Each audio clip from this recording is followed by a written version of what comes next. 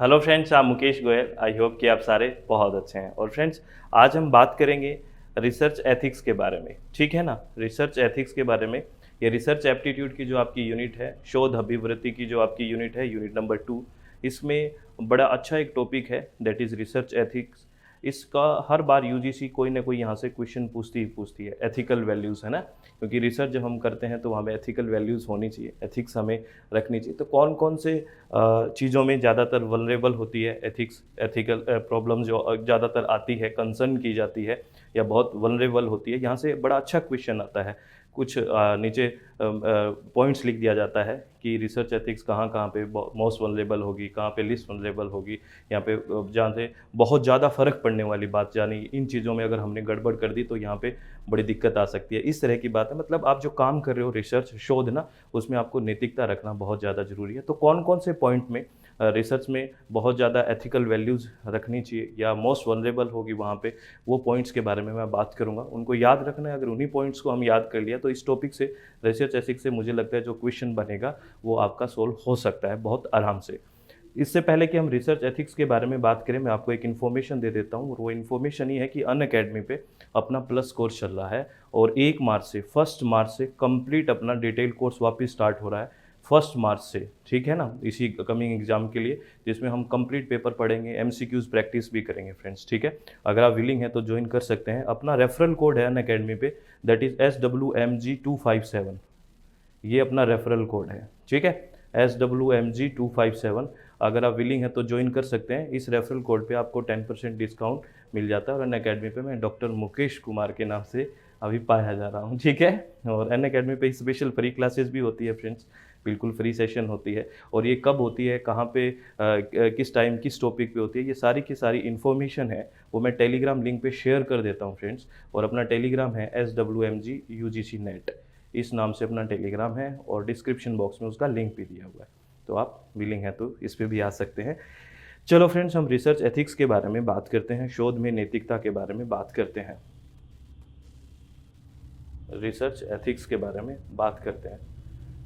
इस ये पॉइंट तो समझ में आ गया ना फ्रेंड्स आपको कि हम क्या बात करेंगे। यानी कि जब हम रिसर्च करते हैं, शोध करते हैं, तो हमें नैतिक मूल्यों का ध्यान रखना चाहिए, नैतिकता रखनी चाहिए। और कहाँ पे मोस्ट वल्नरेबल हो सकती है, जहाँ पे रिसर्च एथिक्स, अगर वहाँ पे गड़बड़ कर ली उन चीज़ों पे आपने, तो बड़ी दिक्कत आ सकती है शोध में, ठीक है। तो ये जो मैं पॉइंट्स आपको बताऊँ, बस इनको लिख लेना, याद कर लेना। यही पॉइंट्स के आसपास क्वेश्चन घूमता रहता है। तो एक तो जैसे डाटा कलेक्शन होता है ना, डाटा कलेक्शन वहाँ पे मोस्ट वल्नरेबल होती है। क्योंकि अगर डाटा कलेक्शन हमने गड़बड़ कर दिया, डाटा का संग्रह जिसमें हम शोध कर रहे हैं, उसको डाटा का संग्रह हम करेंगे, ठीक है, आंकड़ों का संग्रह करेंगे, हम डाटा का संग्रह करेंगे, तो वहाँ पे बिल्कुल आपको एथिकल वैल्यूज़ रखना ज़रूरी है। क्योंकि आपने डाटा का कलेक्शन ही गलत कर दिया, ठीक है, तो पूरी की पूरी रिसर्च ही गड़बड़ हो जाएगी। तो डाटा कलेक्शन सबसे पहले आपको याद रखना है। जब ये दिखे ना क्वेश्चन में, तो बिल्कुल यही कि हाँ, डाटा कलेक्शन, यहाँ पे रिसर्च एथिक्स बहुत ही वल्नरेबल हो सकती है। तो पहला डाटा कलेक्शन। दूसरा हम कह सकते हैं कि डाटा कलेक्शन के साथ आप डाटा कलेक्शन आपने ठीक कर लिया, फिर अगर डाटा का एनालिसिस ठीक नहीं करा तो वहाँ पे भी दिक्कत हो सकती है। तो डाटा एनालिसिस भी आपको याद रखना है, ठीक है ना। डाटा का एनालिसिस, जो भी आपने डाटा लिया है उसका विश्लेषण भी तो करना पड़ेगा, डाटा का एनालिसिस भी करना पड़ेगा, उसका विश्लेषण करना पड़ेगा डाटा का। तो ये भी एक मोस्ट वल्नरेबल में आता है। उसके बाद आपने ये दोनों काम मान लो ठीक कर लिया, रिपोर्टिंग ठीक नहीं करी, तो रिपोर्टिंग में भी आपको मोस्ट वल्नरेबल आता है। रिपोर्टिंग करते हैं ना, रिपोर्ट देंगे हम, जो कि हम, मेरी ये रिपोर्ट आई है ना। तो अगर रिपोर्ट ठीक नहीं करी तो भी गलत हो सकता है। तो रिपोर्टिंग भी सही होनी चाहिए, वरना मोस्ट वल्नरेबल हो जाएगा। तो ये मोस्ट वल्नरेबल वाली चीज़ है, data collection, data analysis, reporting. और एक हम क्या कह सकते हैं, जो हाइपोथेसिस बनाते हैं हम जब शोध करते हैं, रिसर्च जो परिकल्पना बनाते हैं, उसका भी टेस्टिंग करेंगे। तो हाइपोथेसिस टेस्टिंग में भी मोस्ट वल्नरेबल हो सकती है। जो हमने परिकल्पना बनाई, उस हाइपोथेसिस जो बनाई उसकी टेस्टिंग में भी, हाइपोथेसिस टेस्टिंग में, ठीक है ना, परिकल्पना परीक्षण में भी मोस्ट वल्नरेबल हो सकती है परिकल्पना परीक्षण, ठीक है। ये ध्यान रखना है आपको। Data collection, data analysis, reporting, hypothesis testing. और किसी को भी जो आपका कोई भी है, कलीग है या जिस पे आप काम कर रहे हो, उसको हार्म नहीं पहुंचाना। अगर हार्म पहुंचाते हो, उसको हानि पहुंचाते हो, तो भी ये भी वल्नरेबल आएगा। क्योंकि हानि पहुंचाना खुद ही कह रहा है कि ऐसा नहीं, ये खुद शब्द ही तो नेगेटिव है, तो हार्म नहीं पहुंचाना चाहिए। ये भी हो गया, मोस्ट वल्नरेबल में हो गया। एक होता है कि किसी पे आप जब एक शोध की बात करते हो तो कंसेंट को इन्फॉर्म करना भी ज़रूरी होता है जिस पे आप काम कर रहे हो। जैसे आपने मतलब किसी पे वैक्सीन वगैरह का हम ट्राई कर रहे हैं तो उसको एक बार बताना चाहिए कि ऐसा कुछ आप पे भी हो रहा है।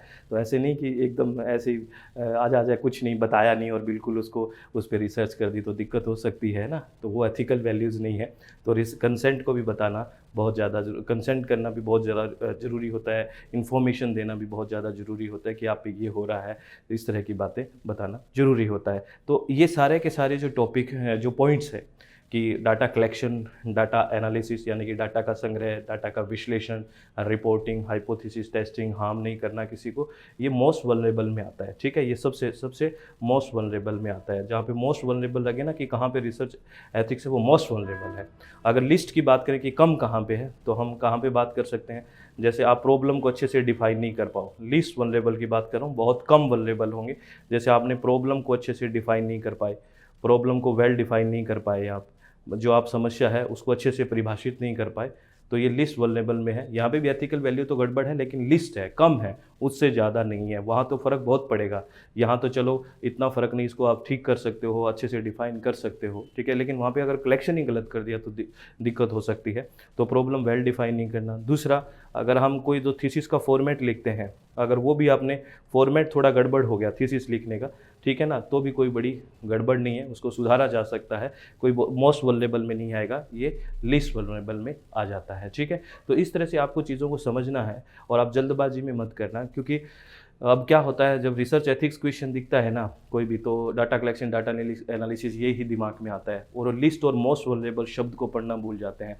बहुत सारे स्टूडेंट्स ने गलती की है, वो लिस्ट वल्नरेबल पूछता है तो वो डाटा कलेक्शन, डाटा एनालिसिस को नहीं लेना, वो तो मोस्ट वल्नरेबल में बहुत बहुत मतलब बहुत ही उच्च रूप से, यानी कि मैक्सिमम रूप से जो प्रभावित करेंगे, मोस्ट वल्नरेबल में आता है। तो उस शब्द को पढ़ना भी बहुत ज़्यादा ज़रूरी है। ऐसे नहीं है कि जल्दबाजी में गलती कर देते हैं हम, और फिर आपको पता ही है एक कंपटीशन कितना बेहतर है और कितना अच्छा कंपटीशन हो रहा है, ठीक है? अगर इस तरह से अगर हम छोटी-छोटी गलतियाँ करेंगे तो सिलेक्शन में भी तो हमें दिक्कत आ सकती है ना।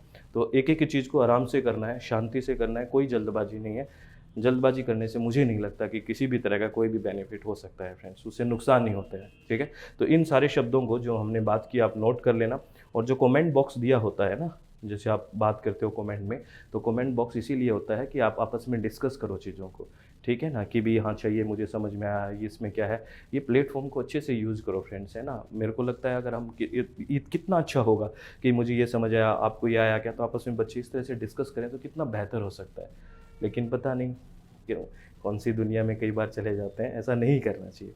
चलो, आपको ऑल द वेरी बेस्ट, और मैं तो आपको यही कहूँगा कि हमेशा आप खुश रहें, चित्त को शांत रखें, किसी भी तरह की कोई टेंशन ना लें, और पढ़ाई को लगातार वे में करें, कंटिन्यू करें, रिवीजन पे फोकस करें और ऑथेंटिक चीज़ पढ़ें, इससे बहुत अच्छा होगा और पेपर में भी बहुत बेनिफिट मिलेगा। रिवीजन पे बड़ा फोकस रखें फ्रेंड्स, जहाँ रिवीजन नहीं होता है वहाँ बड़ी दिक्कत होती है, ठीक है? क्योंकि वो 2 ऑप्शन में जो कन्फ्यूजन है ना, वो हमेशा बना रहता है। तो उस कन्फ्यूजन को दूर करने का सबसे बेहतर तरीका है कि रिवीजन पे ज़्यादा फोकस करें। तो आप खुश रहिए, ऑल द वेरी बेस्ट, बहुत बहुत धन्यवाद, thank you, thanks a lot friends.